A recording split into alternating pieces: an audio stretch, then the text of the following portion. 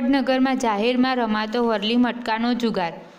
માનનીય વડાપ્રધાન નરેન્દ્ર મોદીનું માદરે વતનમાં જાણે કે અસામાજિક તત્વોનો અડ્ડો બની ગયું છે। વરલી મટકાનો જુગાર રમાડી કેટલાય અસામાજિક તત્વો કેટલાય પરિવારો બરબાદ કરી રહ્યા છે। પ્રાપ્ત માહિતી અનુસાર વડનગર જેવી પૌરાણિક અને સંસ્કારી નગરી જાણે કે દારૂ અને જુગારનું ધામ બની ગઈ છે।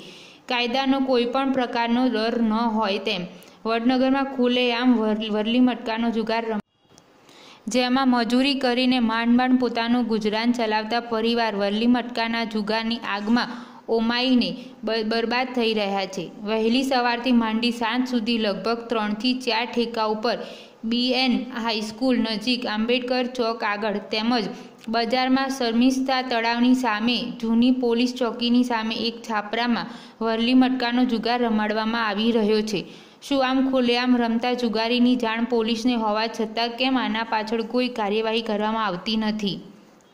વડનગરની પોલીસ અને મહેસાણાની પોલીસને પણ જાણ હોવા છતાં તેમાં સાવણી નીચે ચાલતો ધંધો જુગાર રમવા આવતા જુગારીઓને પણ કોઈ જાતનો ડર નથી રહ્યો। વર્ષોથી ચાલતો વરલી મટકાના લીધે કોઈ ડર લોકોમાં જોવા મળતો નથી।